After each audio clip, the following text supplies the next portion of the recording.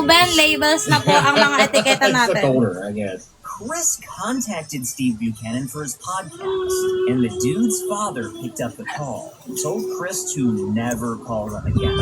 Oh, he was sure as hell pissed, but not like it matters. Yes. Like, don't ever call him again. Okay. Wasn't planning on it. This is a one of. Yeah, so where is he? You know? Right, what happened? What got going on? Though he mentioned that Steve had moved on with his life and had let bygones be bygones. Bygones. They act like Chris Hansen did him wrong or I something. know. We'll let this slide this time, Chris. You know what, Chris? He forgives you. He forgives you for what you did.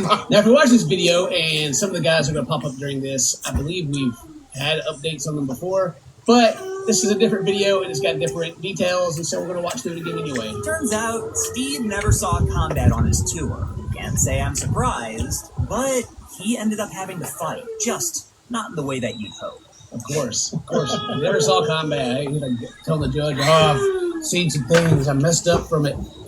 So you're a mechanic. You never left the base. Right. He drove for 50 miles, braving some crazy-ass heavy downpour along Yung mga the gusto way. magpa-flex, pakicheck lang po yung yellow basket or yung pin comment natin na yung product list sa ilalim ng comment section. Click nyo lang yung view, I don't guys. think ever really got the chance Tapusin ko lang tong kinakain ko. need to pee so bad. May energy Got ako. called out, summoned from the bathroom. It's crazy how this loser thought it was okay to pack a bag and stay Yung commission na yan, pero hindi totoo, promise. Hindi talaga totoo yung commission. Yung sinasabi nilang nasa ganon, hindi talaga, be. Alam mo kung magkano lang? Gusto mo pakita ko sa'yo kung magkano lang? Baka matawa ka, promise. Scam, be! Scam! Alam mo kung magkano lang? Puta na 50 pesos lang. Yung kaya nga tinatry ko nga si 26 eh. Pero at least kahit pa paano, 50 pesos, not bad, di ba? Hindi nyo totoo. Kaya yung pag may nakikita kayong ganyang kalaking commission, be, putang ina, hindi totoo. Tinan mo, oh, at least ako, honest ako sa inyo, ha. Ako, honest ako. Sinasabi ko talaga. Kasi kung talaga malaki commission ko dyan, be, ay malaki talaga. Oh. Print na DTF print na rin yan, ha.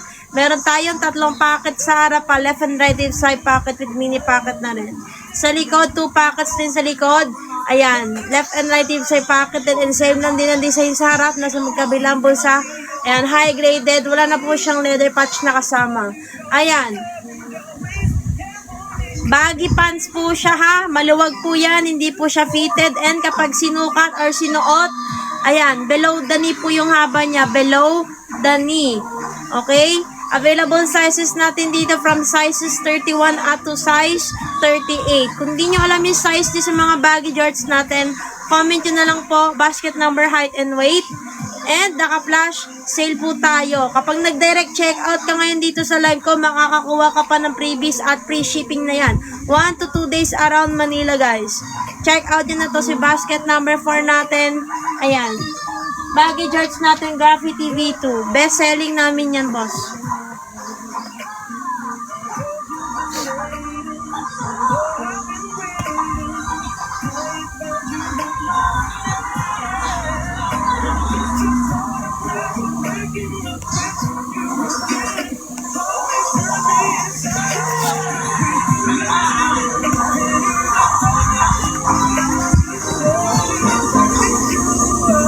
Ilang kilograms ka po ba sa 5'4"?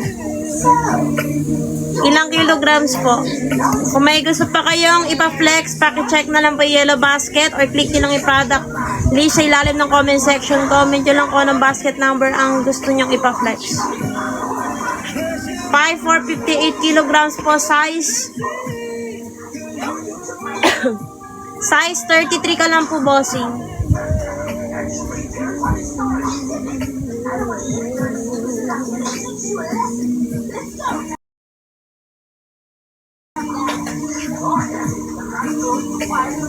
Paano kung kaano kahaba yung clothing nyo? Hindi ko po mag-gets.